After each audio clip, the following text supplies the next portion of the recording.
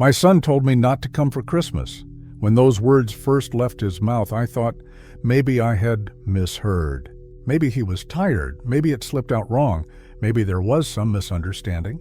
Because what kind of child, what kind of son, tells his own father to stay away from Christmas? But he meant it. He didn't stumble. He didn't hesitate. He said it clear as day, "Dad, don't come this year. We want to keep it just between us. Maybe next time." That sentence shattered me. It echoed in my head like a bell that wouldn't stop ringing. And you know what I did after that? I made a choice. I stopped paying his mortgage. Sounds harsh, doesn't it? Cold, maybe even cruel. But before you jump to judgment, sit with me for a while. Let me tell you everything that happened before that moment. Because nothing in life is ever just black and white. And maybe, just maybe, after hearing it all, you'll understand why I did what I did. I didn't grow up with much. In fact, my childhood was painted in shades of struggle. My parents weren't bad people. They were hardworking, loving, and they did their best. But money was always tight. I remember watching my mom sit at the kitchen table late at night with a little notebook, scribbling numbers, erasing, scribbling again. She'd bite her lip and sigh, because no matter how she added or subtracted, the numbers never quite worked out. Groceries, rent, bills, it was always a juggling act. Sometimes dinner was nothing more than bread and a thin soup. Sometimes shoes lasted a season too long, until the soles wore out and cardboard was slipped inside just to keep feet dry. If you've ever been there, you know. Those kinds of memories don't fade. I was just a kid, but even then, I swore something to myself. I swore that when I grew up, when I had my own family, my children would never sit at the table hungry. They would never feel embarrassed at school because their clothes were old. They would never watch me count coins just to buy milk. That promise became the fire that fueled my whole life. When my son was born, I felt like the world finally gave me a reason to push harder. I held him in my arms, this tiny little human with his whole future ahead of him, and I thought, I'll give you everything.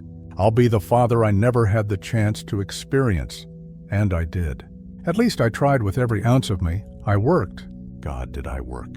Long hours, double shifts, weekends. Some weeks it felt like I lived more at my workplace than in my own house.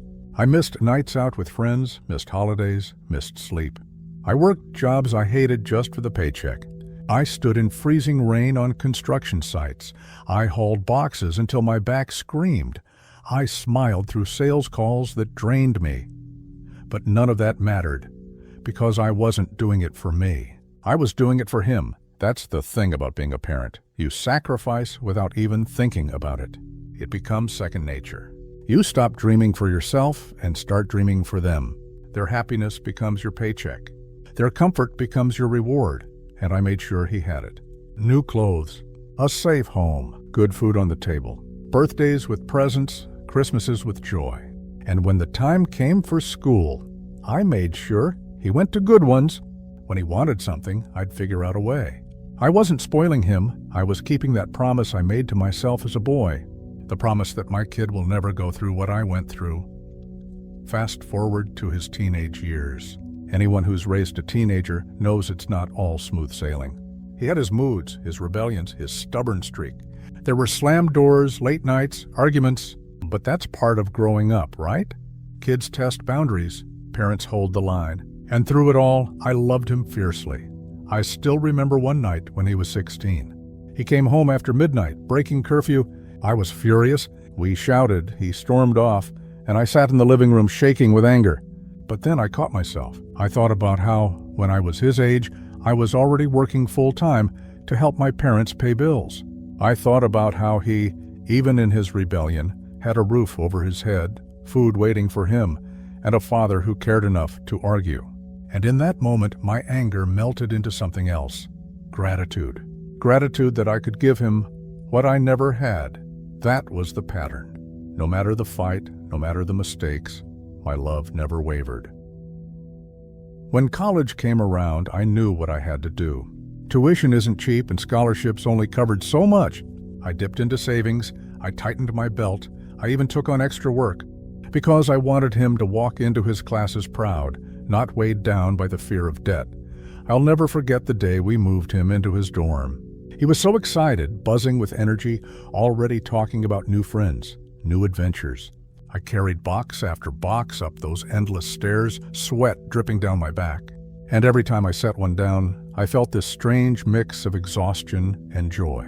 Exhaustion from the work, joy from knowing I had done my part to help him take that step into adulthood. When I left that day, driving home with an empty back seat, I cried. Not because I was sad, but because I was proud. My boy was chasing a future I had worked my entire life to give him. After college, he landed a decent job, but like many young adults, he wasn't quite ready to stand completely on his own 2 feet financially. So when he decided to buy a house, guess who co-signed the mortgage? Me. Guess who helped with the down payment? Me. Guess who occasionally slid in money to cover those monthly payments when things got tight? Yeah, me again. I didn't see it as a burden. I saw it as my duty. Parents build ladders for their kids to climb higher, and I wanted him to climb as high as he could. But here's the painful truth nobody talks about. Sometimes, when you give someone everything, they forget how heavy that gift really is. They forget the weight of sacrifice behind it. At first, things were fine. He'd thank me, promise to pay me back one day, laugh about how I was his safety net. But over time, something shifted. He got married, started his own family, which is natural, of course. That's what life is about. But slowly, I noticed changes. The phone calls became shorter, the visits fewer. Birthdays were missed. Holidays turned into quick drop-ins instead of full days together. And here's the part that stings. I realized I was always the one reaching out. I was the one calling first, texting first, driving over. If I didn't, weeks would go by without a word. It's a lonely feeling to be the parent who loves more than they're loved back. You start to wonder if maybe you did something wrong. Maybe you were too strict or not strict enough. Maybe your sacrifices weren't enough. But deep down, I knew the truth. Life had just carried him away. And somewhere along the line, I had gone from being his anchor to being an afterthought. Then came December, Christmas, the one time of year I always looked forward to, no matter what else was happening in life. Christmas, to me, isn't about gifts or decorations. It's about family. About gathering around the table, laughing, sharing stories, feeling that warmth you can't buy in a store. That year, I was excited. I'd already bought presents for his kids, my grandkids. I'd even planned what dish I was going to bring. I pictured us around the table, me telling old stories, the kids laughing, my son smiling. A week before Christmas, I called him, just to confirm the plan. "What time should I come over, son?" I asked, and that's when he said it. "Dad, don't come this year." My heart stopped. "What do you mean?" "Don't come," he sighed. That sigh of annoyance. "Dad, we just want to do Christmas with the kids this year. Keep it small. Maybe next year." I sat there, phone in my hand, trying to process what I was hearing. "You don't want me to come at all?" I asked, my voice shaking. "Not this year, Dad. It's nothing personal. We just want it to be us." "Nothing personal." He said it like I was some distant cousin, some neighbor down the street. But I'm not. I'm his father, his blood, the man who worked his fingers raw to build his future. And yet, in that moment, he spoke to me like I was expendable. I hung up the phone, sat in my chair, and stared at the wall. For hours, my chest felt heavy. My eyes burned, but I didn't cry. Not at first. I just kept hearing those words on repeat. "Don't come this year. Do you know what heartbreak feels like?" People always talk about it in the context of romance. Lovers breaking up, hearts shattering. But let me tell you something. Some of the deepest heartbreaks come not from lovers, but from family. From the people you would give your last breath for. That night, I felt like a stranger in my own son's life, and something inside me snapped. Not in anger, not in rage, but in clarity. I realized I had spent decades pouring everything into him, time, money, love, sacrifice, without ever once asking for anything in return. And now, when the one thing I wanted was something as simple as a seat at the Christmas table, I was told no. So I made a choice. I stopped calling. I stopped forcing myself into spaces where I wasn't wanted. I stopped pretending I wasn't hurt. And eventually, I stopped paying his mortgage. When I stopped paying his mortgage, people thought I did it out of anger. They thought it was revenge. Like I was punishing my son for telling me not to come for Christmas. But the truth? It wasn't anger. It wasn't revenge. It was clarity. For years I had been paying quietly. Month after month, writing those checks, making those transfers, keeping his roof over his head. I told myself I was helping him get stable, helping him breathe, helping him focus on his life without worrying about bills. I thought that was love, but love without respect. That's not love. That's slavery. And the moment he told me not to come for Christmas, the moment he looked at me, his father, and said, "Stay away," that was the day I realized something important. He didn't see my help as love. He saw it as entitlement. He didn't see me as a father. He saw me as a safety net, a backup plan, a bank account. So I stopped. The first month I didn't pay, I'll be honest, I felt sick. I sat at my kitchen table, staring at the bill, pen in hand, heart pounding. For so long, helping him had been automatic, like muscle memory. My body almost moved on its own, wanting to write that check, wanting to send that money, but this time I stopped myself. My hand shook, my chest ached, but I told myself, no, not this time. He needs to stand on his own. He needs to know what it feels like to carry his own weight. I didn't do it to hurt him. I did it to save myself, to save whatever was left of my dignity. Of course, he noticed. At first, the call was polite. "Hey, Dad, I think maybe you forgot the mortgage this month." I told him calm as a stone. No, I didn't forget. "I'm not paying it anymore," he laughed nervously. "What, Dad? Come on. Don't joke like that." "I'm not joking," I said. Silence. A silence so heavy I could feel it through the phone. Then he said, "Okay, well, maybe you're just upset. We'll talk later." And he hung up. The next month, another call. This time, no politeness, no nervous laugh. Just anger. "Dad, the bank is calling me. The payment's late again." "What are you doing? Why are you doing this?" I took a deep breath. "I told you." "I'm not paying it anymore." His voice shot up an octave. "You can't just stop? This is my family's home. My kids live here. Are you really going to let your grandchildren suffer because of some petty grudge?" That hit me hard, because my grandchildren, oh, how I love them. Those kids are my heart. Every time I see them, I see a second chance at life. But I also knew what he was doing. He was using them as leverage. I said softly, "Your children will never suffer because of me. If they need food, if they need clothes, if they need school supplies, I'll be there. But paying for a house where I'm not even welcome? No, that ends now," he exploded. "You're unbelievable. After everything, you're just going to abandon us?" And that's when I asked him the question that had been burning in me since Christmas. "Tell me, son, why should I keep paying for a home I'm not allowed to step into? Why should I pay for a Christmas tree I can't sit under? Why should I fund family dinners where there's no seat for me at the table?" Silence. Heavy, suffocating silence. Here's the thing nobody tells you. When you give endlessly, people stop seeing it as generosity. They start seeing it as obligation. They stop saying thank you. They stop appreciating it. It becomes invisible. And when you finally say, enough, they act like you're the villain. But am I the villain? Or am I finally setting boundaries? The days after that call were hard. I won't lie. I sat alone in my house replaying his words, my words, the silence between us. Guilt gnawed at me. I asked myself, am I a bad father? Did I fail him somehow? But then another voice, quieter but stronger, whispered back, "No, you raised him. You worked yourself to the bone for him. You gave him everything. And now it's time for him to stand on his own." Still, guilt is a stubborn thing. Some nights I couldn't sleep. I'd see my grandkids' faces in my mind, and I'd wonder if they'd grow up hating me because of this. If one day they'd ask, why didn't Grandpa help us? But then I'd remember that Christmas phone call, the way he told me not to come, the way my presence was dismissed like I was nothing, and that memory was enough to harden my resolve. Weeks passed. The silence between us stretched. No calls, no texts, no visits, and in that silence I had time to think. I thought about all the sacrifices I'd made, the long nights, the missed vacations, the money I'd poured into his future. I thought about the boy I raised and the man he had become, and I asked myself, did I do too much? Did I give so much that he forgot how to give back? Did I raise him to be dependent instead of strong? It's a question that haunts me still.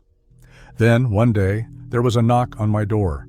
I opened it, and there he was, my son, standing on my porch, arms crossed, jaw tight, eyes blazing. "Dad," he said, "we need to talk." I stepped aside. "Come in." He walked in, stiff as a board. We sat at the kitchen table, the same table where I had written check after check for his mortgage. Only this time, there was no checkbook between us, just a heavy silence. Finally, he spoke. "Why are you doing this to me?" "To you?" I asked. "Son, I'm not doing this to you. I'm doing this for me. I'm tired. I'm tired of giving and being treated like I don't matter. You told me not to come for Christmas. Do you know what that felt like? To be shut out of your own family?" He shifted uncomfortably. "Dad, it wasn't like that. We just wanted to do something small, just us and the kids." "Just you and the kids?" I repeated. "And I'm not part of that? I'm not family? After cruel. You're supposed to support me. You're supposed to have my back. That's what fathers do." I looked him straight in the eye. "No, fathers raise their sons to stand on their own. Fathers teach their children respect. Fathers don't let their children treat them like doormats. That's what fathers do." He slammed his hands on the table. "You're unbelievable." And I just sat there, calm. Because for the first time in years, I felt strong. I wasn't yelling. I wasn't begging. I wasn't trying to fix things. I was simply standing up for myself. "Maybe I am unbelievable," I said. "But I'm done. I'm done paying for a life I'm not allowed to be part of. If you want to keep that roof over your head, you'll have to do it yourself." His eyes narrowed. "You'll regret this." And with that, he stood up, stormed out of my house, and slammed the door behind him. I sat there for a long time after he left. The silence in the house felt heavier than ever. Part of me wanted to run after him, to apologize, to patch things up like I always did. But another part of me, stronger, steadier, kept me in that chair, because this time I wasn't going to bend. Here's the truth: love without respect is poison. It eats you from the inside out. And I had been swallowing that poison for years, convincing myself it was love. But not anymore. I love my son. I always will. But I love myself too. And I deserve respect. Now let me ask you this. What would you have done? If your own child told you not to come for Christmas, would you keep paying their bills? Would you keep carrying them while they treated you like a stranger? Or would you, like me, finally say, enough? That night, as I lay in bed staring at the ceiling, I knew one thing for certain. This was just the beginning. The real fallout hadn't even started yet, because when you finally take back your power, the people who relied on your weakness don't take it well. And I had a feeling. The storm was only just beginning. When my son stormed out of my house that day, I thought maybe he'd cool off.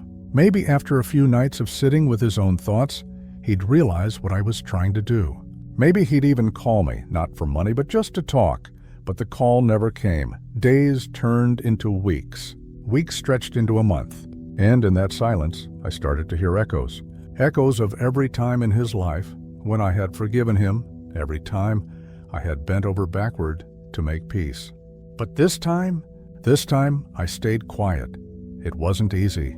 I'd wake up in the middle of the night, staring at the phone on my nightstand, tempted to dial his number. My fingers would hover over the buttons. I'd imagine hearing his voice again, even if it was angry, even if it was cold. Because anger at least is something. Silence is a knife that cuts slowly, but I forced myself to put the phone down. Over and over. The first real sign of fallout came not from him, but from my daughter-in-law. One evening, as I sat reading in my chair, the phone rang. I glanced at the screen. Her name, my heart sank. I hesitated, but curiosity won. I answered, "Hello?" Her voice was clipped, sharp, already loaded with judgment. "Why are you doing this to us?" "Doing what?" I asked softly, though I already knew. "You know exactly what. Stopping the mortgage payments. The kids are scared. They've heard us talking about losing the house. Do you know what that does to children? To hear they might lose their home?" Her words pierced me. Of course, I didn't want my grandchildren scared, but I also knew what was happening. She was framing this as cruelty, not consequence. "I'm not trying to hurt them," I said. "But your husband needs to take responsibility. I can't keep carrying this forever." "He has to step up," she scoffed. "Step up? He works. He tries, but he doesn't make enough. And you—" her voice cracked. "You have enough to help." "You always had enough. But now you're choosing not to. Do you realize how selfish that sounds?"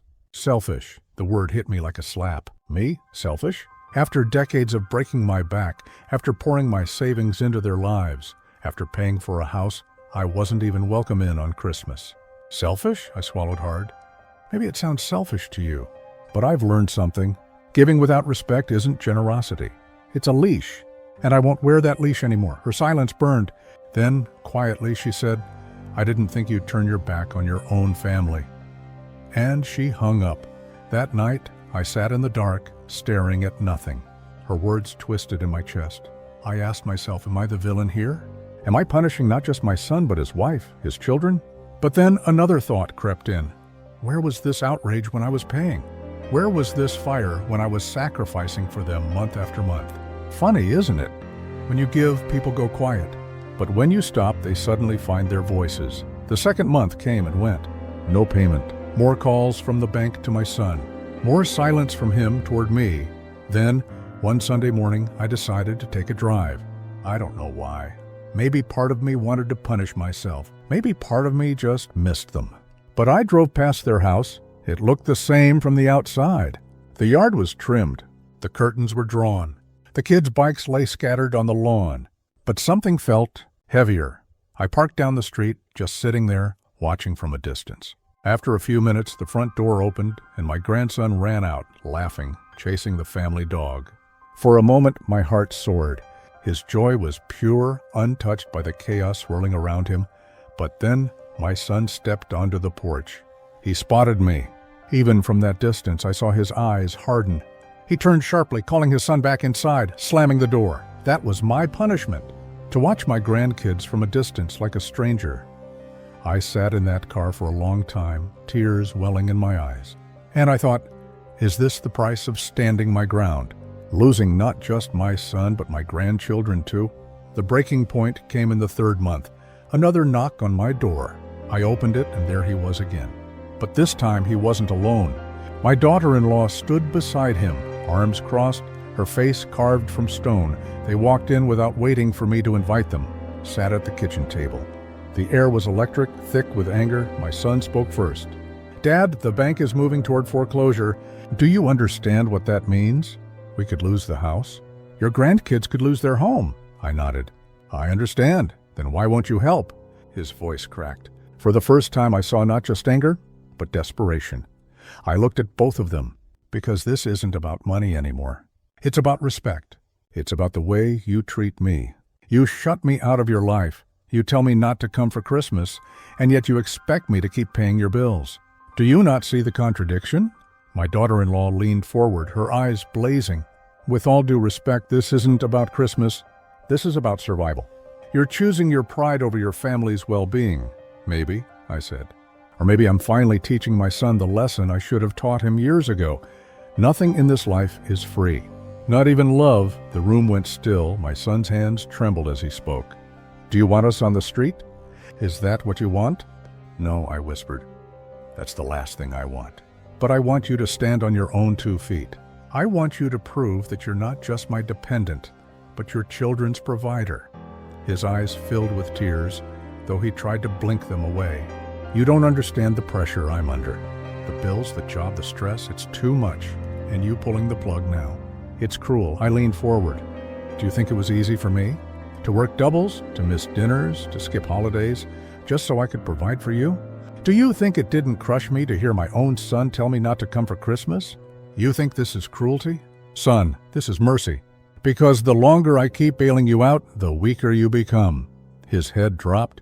My daughter-in-law's jaw clenched. Nobody spoke for a long moment. Finally, he whispered, "So that's it? You're done with us?" I shook my head. "No, I'll never be done loving you. But I'm done financing you." There's a difference. They left soon after. No hugs, no handshakes, not even a glance back. Just the sound of the door slamming, and once again I was alone. But this time, I didn't cry. This time I felt something different, something new, strength. For the first time in decades, I had drawn a line in the sand. It was painful. It was messy, but it was necessary. In the days that followed, rumors began to spread through the family. A cousin called me, asking, "Why aren't you helping your son anymore? Everyone's saying you abandoned him. Abandoned him." That word cut deep. Because I had done anything but abandon him. I had been there through every failure, every misstep, every bill. But I realized something. When you stop playing the hero, people start painting you as the villain. And maybe that's okay. Maybe being the villain in someone else's story is the price of finally being the hero in your own. But let me ask you this. If your child demanded your money while rejecting your presence, what would you do? Would you keep paying just to avoid conflict? Or would you, like me, finally choose self-respect over silence? Because here's the truth. Choosing yourself doesn't mean you don't love them. It means you finally love yourself too, and as I sit here now, the foreclosure notices piling up at my son's house, the distance between us growing wider. I know one thing for sure. This story isn't over, because money can be replaced. Houses can be rebuilt. But relationships are fragile, and sometimes when they crack, no amount of money can glue them back together. And deep down, I wonder, have I just lost my son forever? I never thought I'd see the day when my own flesh and blood would see me as the enemy. But that's what it felt like. After the last conversation, after the slammed doors and the silence, I could feel the shift. My son wasn't just angry at me, he was painting me as the villain in his story. And maybe I was. Maybe that's the role I was forced to play, but let me tell you something. Being the villain is exhausting, especially when all you've ever tried to do was be the hero. The calls stopped completely. No more angry phone calls from him, no more icy demands from my daughter-in-law. Nothing, just silence. At first I thought maybe that was a good sign. Maybe he'd accepted it. Maybe he'd finally started paying the mortgage himself. Maybe this was the turning point where he'd learned to carry his own weight. But then I got the call from a neighbor of his. "Hey," the neighbor said cautiously, "I thought you should know. There's a foreclosure sign in front of your son's house." My stomach dropped. A sign. A literal sign hammered into the front yard for the whole world to see. Proof that the bills hadn't been paid. Proof that the roof over my grandchildren's heads was in danger. Proof that the line I had drawn was shaking the ground beneath all of us. I drove by that evening, and there it was. A bright notice, nailed to the post, standing tall in the front yard like a scarlet letter. And do you know what broke me most? My granddaughter, no older than 7, standing on the porch, staring at it. Her little face confused, sad, like she couldn't understand why a sign was planted in her yard. I wanted to run to her. I wanted to scoop her up, tell her it would be okay, that Grandpa would fix everything, but I stayed in my car. Because if I ran in and fixed it now, what lesson would be learned? None, and that was the hardest part. Sitting there, heart aching, while forcing myself not to undo the very boundary I had set. A few days later, the storm finally came. My son showed up again, this time more desperate than ever. He didn't knock politely. He pounded on the door like a man being chased. I opened it, and he pushed past me, pacing the living room like a caged animal. "Dad, you have to help me. Please. They're going to take the house." "Do you understand? The kids, my wife, we'll have nowhere to go." I stayed calm. "What have you been doing these past months? Have you tried talking to the bank? Have you tried picking up extra work?" He rubbed his face, agitated. "I've tried. It's not enough. I can't keep up." "Dad, you don't understand what it's like out there. Everything's expensive, jobs don't pay enough, and I'm drowning. And you could throw me a lifeline, but you're just standing there watching me sink." His words cut. Because he wasn't wrong about the world being hard. Life out there is brutal. But part of me wanted to shake him and shout, "Welcome to adulthood." We all drown a little. We all struggle to breathe. "That's life instead," I said softly. "Son, I'm not standing by. I've been holding you up for years. But at some point, you have to learn to swim. If I keep saving you, you'll never learn." His voice cracked. "This isn't about me anymore. It's about the kids. Do you want them to grow up on the street? Is that the lesson you want to teach?"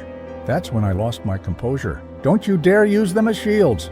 Don't you dare put this on them. Those kids are innocent. This isn't their burden. It's yours. You're their father. You're supposed to protect them. You're supposed to provide. And if you can't, then don't you dare blame me for the consequences of your choices." The room went silent. He looked at me like I had just slapped him. Then, almost in a whisper, he said, "You really don't care if we lose everything, do you?" I swallowed hard. Of course I care.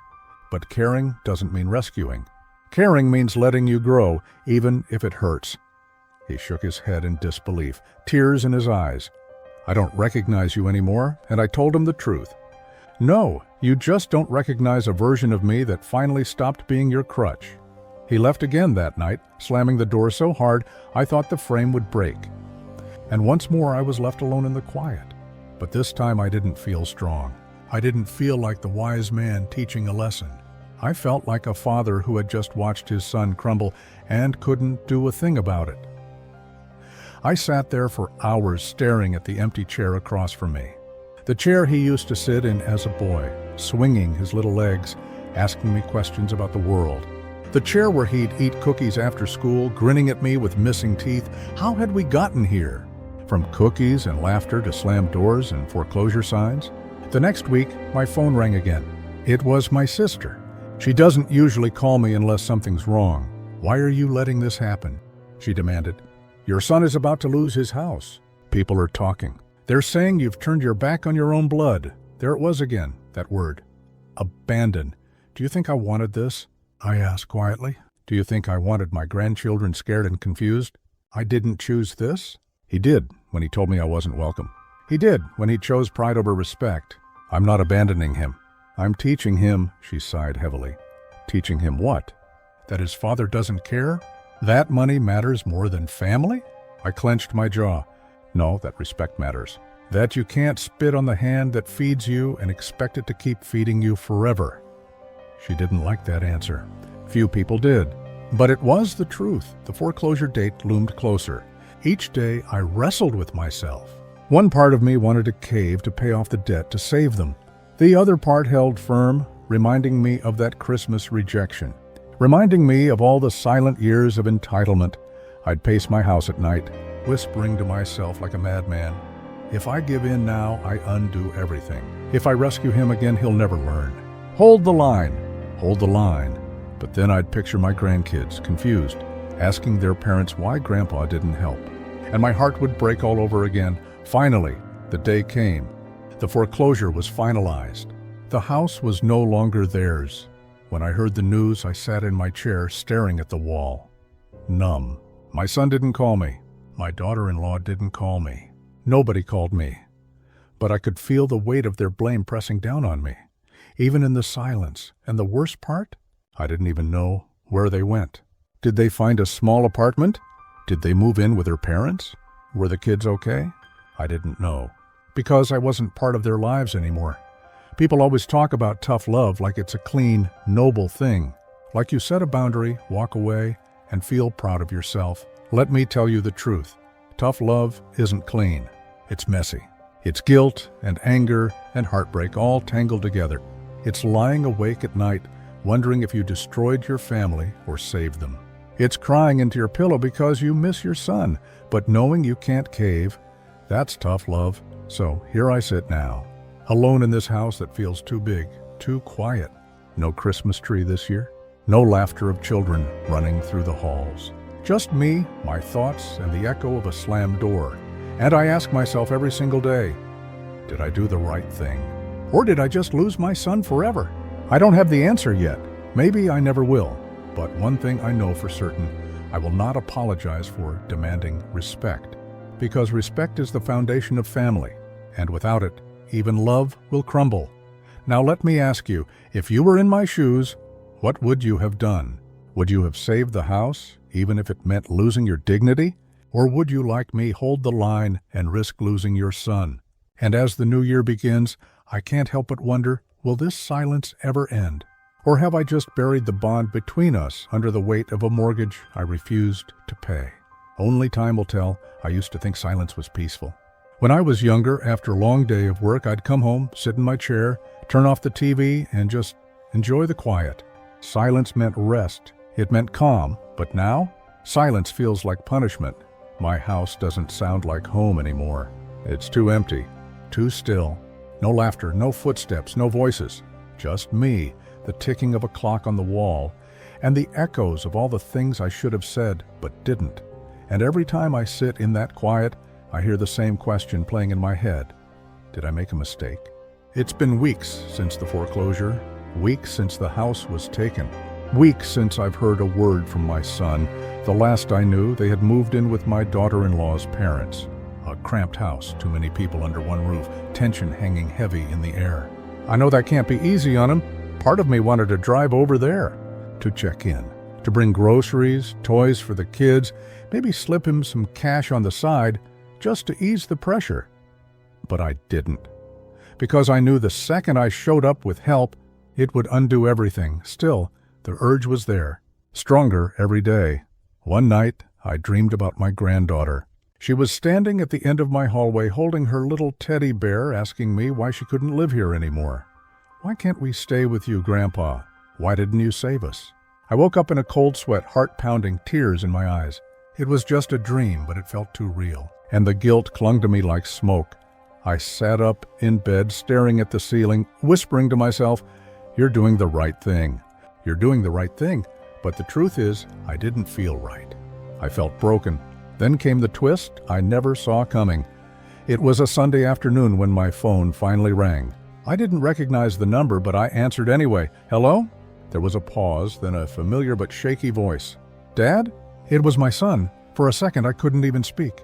My throat tightened, and I had to clear it before I whispered back, "Yes, it's me." He exhaled like he'd been holding his breath for weeks. "Can we talk?" We agreed to meet at a little diner halfway between my house and where he was staying. Neutral ground. I got there early, sat in a booth, and ordered coffee just to keep my hands busy. When he walked in, I barely recognized him. His shoulders slumped, dark circles under his eyes, clothes a little more worn than I remembered. He looked like life had chewed him up and spit him back out. He slid into the booth across from me, avoiding my eyes at first. For a moment, neither of us spoke. Just the clinking of dishes and murmurs of strangers around us. Finally, he said softly, "Dad, I don't know where to start." "Start anywhere," I told him. He rubbed his temples. "I'm angry at you. I won't lie about that, but I also can't stop thinking about what you said, about me needing to step up, about not using my kids as shields." I stayed quiet, letting him speak. He swallowed hard. "The truth is, you were right. I thought I could handle things my way. I thought I didn't need your rules, your help, your lectures. But when it all came crashing down, I realized I never actually learned how to stand on my own. You were always there to catch me. And when you stopped, I fell hard." Hearing him admit that broke me and healed me. Both at once, I leaned forward. "Son, I never wanted you to fall. I just wanted you to learn how to stand."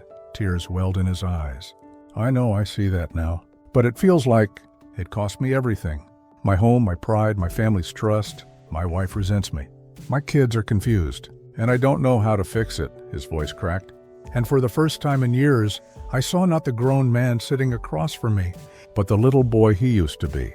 The one who scraped his knee and came running to me, asking me to make it better, and all I wanted to do was fix it for him.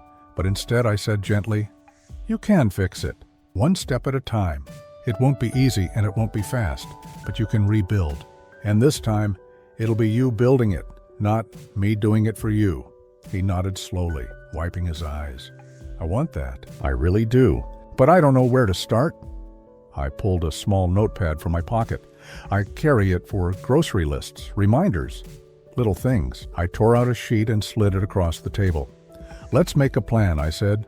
For the next hour, we wrote it out together. Step 1, get steady work, even if it wasn't glamorous. Step 2, budget every dollar. Step 3, talk honestly with his wife instead of hiding behind excuses. Step 4, set small goals. Pay off one bill at a time, save a little each week. It wasn't much, but it was a start. When we finished, he stared at the paper like it was a lifeline. Thank you for not giving up on me, even when it felt like you had." I smiled sadly. "I never gave up on you, son. I just gave up on being your safety net. There's a difference." As we left the diner, I hugged him. Really hugged him.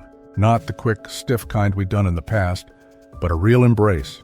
I held him like I was afraid to let go, because in that moment, I realized something. Maybe this was the beginning of healing. Maybe all the pain, all the silence, all the slammed doors, it had led us here. To honesty, to growth, and for the first time in months, I felt hope. That night, I sat in my quiet house again.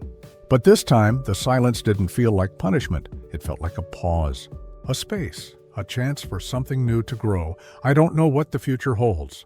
I don't know if my son and I will ever fully repair what's been broken. I don't know if he'll truly learn from this or stumble again, but I know this, the door isn't closed anymore, and sometimes that's enough. Now I want to ask you, if you were me, would you have softened sooner? Would you have stepped in before the foreclosure, before the pain? Or would you have held firm like I did, even if it meant risking everything, just to teach your child how to stand on their own? Because here's the truth I've learned. Being a parent doesn't end when your child grows up. It just changes. Sometimes love looks like holding them close. And sometimes love looks like stepping back and letting them fall. And, if you're lucky, sometimes after the fall, they find their way back to you. When my son walked out of that diner, clutching the little sheet of paper we'd scribbled on, I felt lighter than I had in months. Hope has a strange way of sneaking back into your life. One minute you're certain everything is lost, and the next you're holding on to something fragile but real, like a single flame in the dark. But hope, I've learned, isn't enough on its own. It needs action, and action is messy. A week later, my phone buzzed again. It was my son. This time, his voice sounded steadier. "Dad, I got a job." I smiled so wide my cheeks hurt. "That's great news. Where at?" "A warehouse. Night shifts. Not glamorous, but it's steady pay. Benefits, too." I leaned back in my chair, relief washing over me. "Son, that's exactly what you need. Something solid. Something you can count on." He hesitated, then added quietly, "It's exhausting. I barely see the kids except in the morning before school. My wife isn't happy about it." I sighed. "She's not going to be happy about much right now, but she'll be proud when she sees you following through." At first, things seemed to move in the right direction. He called me every few days, sometimes just to talk on his way to work. He'd tell me about the long shifts, the difficult co-workers, the sore muscles. And even though he was tired, I could hear something in his voice I hadn't heard in years. Determination. But as with most things in life, progress wasn't a straight line. One evening, I got a call from my daughter-in-law. Her voice was tight, clipped, like she was holding back tears and anger at the same time. "Your son isn't handling this well. He's cranky, he's distant, and he's snapping at the kids. And honestly, I'm not sure how much longer I can take it." I tried to choose my words carefully. "He's adjusting. It's not easy, but I can tell you he's trying." She sighed sharply. "Trying doesn't put food on the table. My parents are covering most of our bills right now, and honestly, they're tired of it too. I don't know if he understands how serious this is." I wanted to defend him. I wanted to remind her that he was finally working, finally putting in effort. But I also knew she wasn't wrong. He still had a long way to go. That night, I sat in my kitchen, staring at my phone, debating whether to call him. Would I sound like I was nagging? Would he think I was doubting him again? Or would he hear what I really wanted to say, that I was proud of him, but worried about him too? Eventually, I dialed. When he answered, I said, "Son, how are you holding up?" He let out a bitter laugh. "Barely, Dad. I feel like I'm drowning. I go to work, I come home, I sleep. That's it. And no matter what I do, it's not enough. My wife's frustrated. Her parents look at me like I'm a failure. Sometimes I think, maybe they're right." My chest tightened. "They're not right.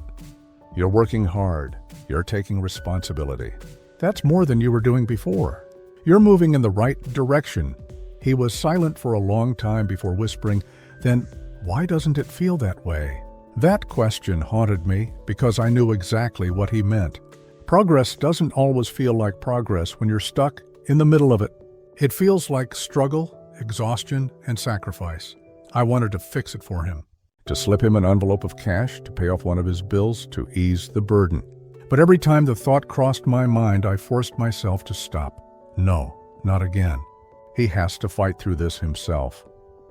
Weeks passed. One Saturday, I drove out to see the grandkids. When I arrived, my son was already at work, but my daughter-in-law greeted me politely.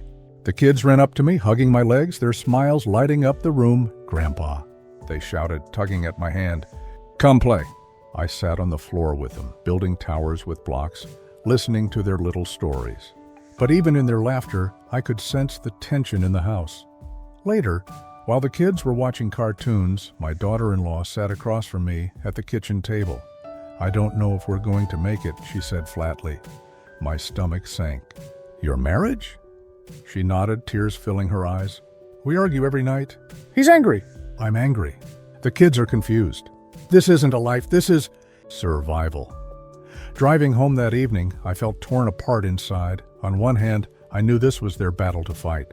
On the other, I couldn't help but feel guilty. Would things have fallen apart if I hadn't stopped paying the mortgage? Did I set them up for this spiral? The silence of my car pressed in on me, heavy and suffocating. That night, I barely slept. I kept picturing my grandkids, innocent, caught in the middle of adult problems they couldn't understand. And I asked myself, am I punishing them too, just to teach their father a lesson? The next morning, I made a decision. I called my son. "Meet me at the park this afternoon. Bring the kids." When he showed up, he looked worn out, but his kids lit up the moment they saw me.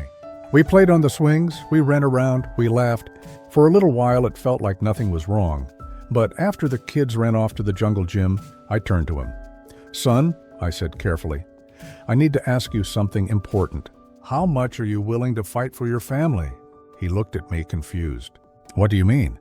"I mean, are you willing to do whatever it takes? To humble yourself? To put your pride aside and really work on this? Not just the job, not just the bills, but your marriage, your kids, your role as a husband and father?" He swallowed hard, his jaw tightening. Finally, he whispered, "Yes, I don't want to lose them. I don't want to end up alone." That was the moment I knew he had finally hit the bottom and was ready to climb back up. So I said, "Then listen carefully. I can't save you. I can't swoop in and fix everything. But I can guide you. I can point you in the right direction. And if you keep taking those steps, one after the other, you will rebuild. But you have to choose that every single day." He nodded slowly, tears brimming in his eyes, and for the first time, I believed him. That evening, back in my quiet house, I realized something powerful. Love isn't about rescuing someone from every storm. Love is sometimes about standing at the shoreline, shouting encouragement while they learn how to swim. And while I couldn't carry my son anymore, I could believe in him. And sometimes, that's the strongest thing a father can do. So let me ask you, if you were in my shoes, would you step in now to ease their burden? Or would you still hold the line, even knowing the kids are caught in the middle? Because this is the hardest part of parenting nobody talks about, loving your child enough to not make life easy for them. And trust me, it hurts more than anyone realizes. When you think things can't get worse, life has a way of proving you wrong. For a little while, it seemed like my son was making progress. He was working steady, paying down small debts, calling me for advice instead of handouts. I started to think maybe, just maybe, we'd finally turned a corner. But life doesn't hand out easy victories. Not when you're rebuilding from rock bottom. One night, just past midnight, my phone rang. My first thought was, something happened to the kids. My heart raced as I grabbed the phone. It was my daughter-in-law. Her voice was sharp, panicked. "He's gone, your son is gone." He stormed out after another fight, and I don't know where he is. I sat up in bed, my chest tightening. What happened? "We argued." "He's exhausted all the time," he snapped at me. I snapped back. "I told him maybe we'd be better off without him, and he just left." Her voice broke into sobs.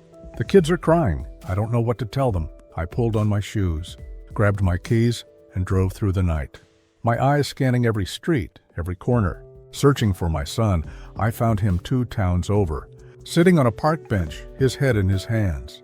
He looked small, broken, like the world had crushed the fight out of him. I parked and walked over, sitting beside him in silence. For a long time, neither of us spoke. Just the hum of distant traffic and the occasional chirp of a cricket. Finally, he whispered, "Dad, I don't know if I can do this anymore." My throat tightened. "Do what?" "Any of it. The work, the marriage, being a father. I'm failing at all of it. And no matter how hard I try, it's never enough. I'm tired of disappointing everyone. I'm tired of being the problem." I looked at him, and in that moment I saw the boy I used to carry on my shoulders, the one who used to run into my arms when life was too big for him, and I realized he still was that boy deep down, just older, heavier, with burdens he didn't know how to carry. "Son," I said softly, "you're not the problem. You're just lost." And being lost doesn't make you worthless, it makes you human. Everyone stumbles, everyone falls. The only difference is some people get back up and some stay down. He shook his head. I don't know if I can get back up this time. I put my hand on his shoulder. Then lean on me. Not to carry you, not to rescue you, but to steady you while you find your footing. You don't have to do this completely alone. Tears spilled down his cheeks, and he broke, sobbing in a way I hadn't seen since he was a child. We sat there for nearly an hour, him crying, me holding him, whispering the same words over and over. You're not done. You're not finished. You can still fight. By the time he calmed, the sky was turning pale with the first hints of dawn. He wiped his face, his voice hoarse. Dad, what if she really leaves me? What if I lose my kids? I took a deep breath. Then you fight harder, not with anger, not with excuses, but with action. Show them that you're willing to change, that you're willing to grow. Don't let your fear paralyze you. Let it fuel you. Later that morning, I drove him back home. His wife was waiting on the porch, arms crossed, eyes red from crying. The moment she saw him, her face crumpled. Without a word, she rushed down the steps and hugged him tight. The kids peeked out the window, then ran outside too, wrapping their little arms around his legs. And just like that, the family that had been splintering felt whole again, if only for a moment. I stood back, watching silently. It wasn't my place to step in. This was their moment, their fight, their healing. Over the next few weeks, things slowly shifted. My son started counseling, something I'd begged him to try for years. He and his wife began couples therapy. It wasn't perfect. There were still fights, still struggles, but there was also effort, real effort. One evening he called me after a session. Dad, he said quietly, I admitted to her that I've been selfish, that I've expected everyone else to carry the weight I should have carried. And for the first time, she actually listened. She didn't yell. She didn't threaten. She just listened. I smiled even though he couldn't see it. That's because honesty opens doors, pride keeps locked. But just when I thought the worst was behind us, another storm hit. The warehouse where he worked announced layoffs. His name was on the list. When he told me, his voice was hollow. I can't believe this. Just when I was starting to make progress, my gut twisted. I wanted to rage at the unfairness of it all, life kicking him while he was already down. But instead I said firmly, listen to me. This isn't the end. You've been through worse. You've survived worse. And you'll get back up again. Days later, he found part-time work at a mechanic shop. Less money, but enough to keep moving. He didn't give up this time. And that was the difference. Still, the weight on his shoulders was heavy. One night, he sat across from me at my kitchen table, sipping coffee, staring into the mug like it held all the answers. Dad, he said finally, do you ever regret not bailing me out that Christmas? Do you ever wish you'd just paid the mortgage and kept me from falling this far? I thought about it, really thought about it. Then I shook my head. No, because if I had, you wouldn't be sitting here right now.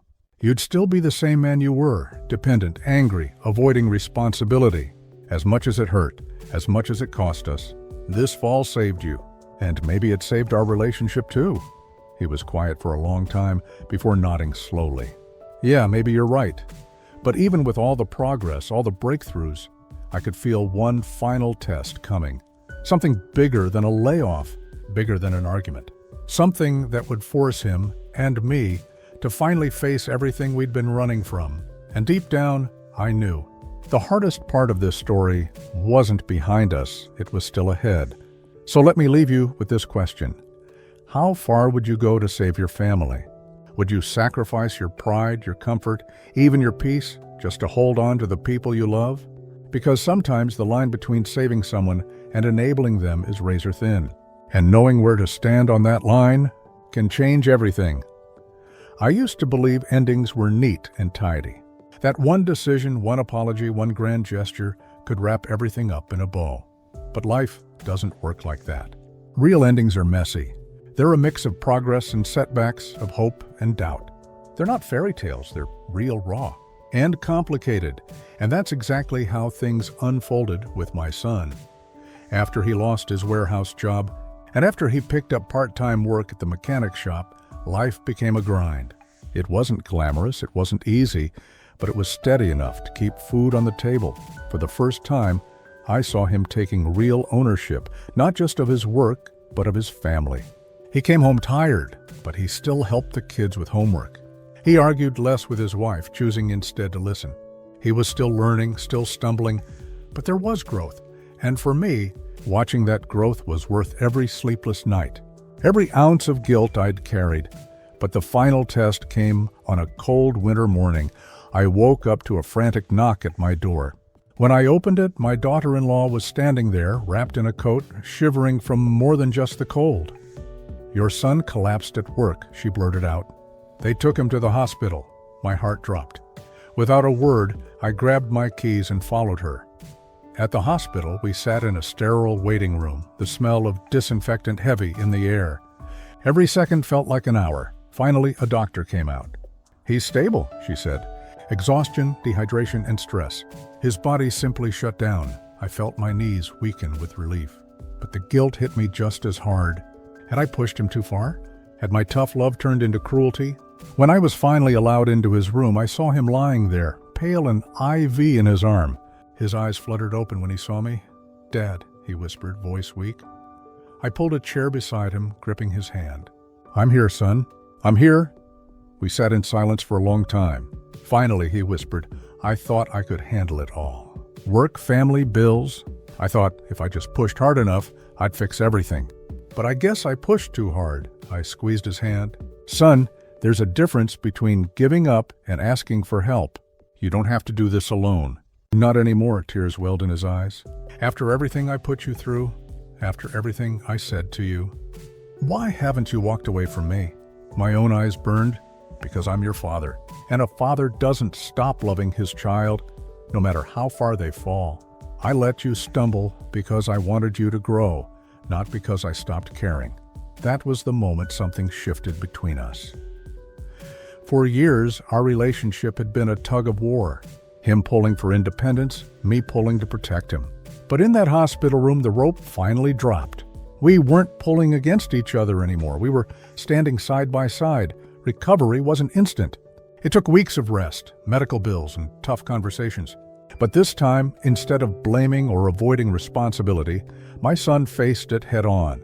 He worked with his wife to create a real plan, not just for finances, but for their relationship. Counseling became a routine, not a last resort. And slowly, I watched the cracks in their marriage start to heal. The grandkids smiled more. The house felt lighter. And for the first time in years, I felt like maybe, just maybe, the cycle was breaking. Then came the moment I'll never forget. It was Christmas Eve, almost exactly 1 year since the night my son told me not to come. This time my phone rang. It was him. "Dad," he said, his voice steady, "we'd like you to come for Christmas, please." I can't describe the feeling that washed over me. Relief, joy, and something deeper. A sense that we'd come full circle. When I walked into their home the next day, the smell of food filled the air, lights twinkled on the tree, and laughter echoed through the halls. My granddaughter ran up to me, hugging my legs. "Grandpa, you made it." I looked at my son, standing there with his arm around his wife. His eyes met mine, and for the first time in a long time, I saw pride. Not arrogance, not defiance, but real pride. The kind that comes from fighting hard battles and earning every step forward. "Welcome home, Dad," he said softly. And just like that, the wounds of the past year didn't vanish, but they didn't matter as much either. Because we were together, and that was enough. Later that night, as the kids unwrapped their gifts and the house buzzed with warmth, I found myself sitting quietly in a corner, just watching. A year ago, I was alone in my silent house, convinced I'd lost everything. Now, I was here, surrounded by family, by noise, by love. And I realized something important. Sometimes, the hardest decisions we make as parents, the ones that feel cruel, the ones that break our hearts, are the very decisions that save our children. Not by protecting them from pain, but by allowing them to grow through it. So if you're listening to this, and you're struggling with someone you love, whether it's a child, a sibling, or even a friend, remember this: love isn't always about making life easier for them. Sometimes love is about stepping back, about letting them stumble, even fall, so they can learn to stand stronger. It hurts. It breaks you. But in the end, it can also heal. And as I sat there watching my son laugh with his kids, I whispered a silent prayer of thanks. Because that painful Christmas, the one that tore us apart, also planted the seeds that brought us back together. And that's a gift I'll never forget. So let me leave you with one final question. Would you have done what I did? Would you have stopped paying the mortgage, even if it meant risking everything, just to teach your child how to stand on their own? Or would you have chosen the easier path, the safer path, and risked never seeing them grow? Think about it, because one day you might face that choice too.